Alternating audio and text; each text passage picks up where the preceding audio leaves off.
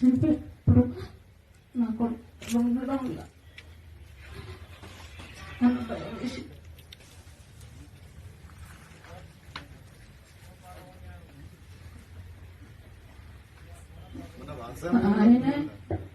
మన వారి సమయంలో మేము కూడా నిద్రపోలే తెలంగాణకి అసలు.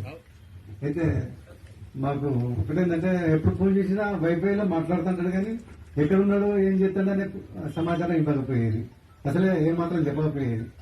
మనం క్షేమంగా ఉంటానని మాత్రం చెప్పేది ఎప్పుడు. ఆడ జరిగిన సంఘటనలు చూసి భయం వేసింది, బాధ వేసింది. అసలు అన్నం కూడా తినలేకపోయినాం, నైట్ నిద్ర కూడా రాలేకపోయినాం, నిద్ర పోలేకపోయినాం మేము. అసలు ఆయన ఎట్లా ఉన్నాడో, ఏం చేస్తాడో, ఎట్లుంటాడో అనేది వాళ్ళు సమాచారం ఒకసారి ఇవ్వకపోయేది.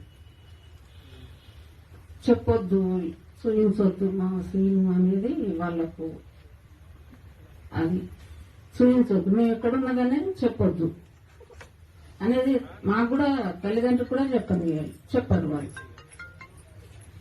ఇక ఆ సంఘటన జరిగినాక ఇంకా మాకు బాగా భయం వేసింది. ఏంటిది ఈ యుద్ధం ఇట్లే జరిగితే ఏమన్నా ఉన్నదా, పిల్లలంతా ఇంతమంది ఎన్ని లక్షల మంది చనిపోతారు అనేది చాలా భయం వేసి.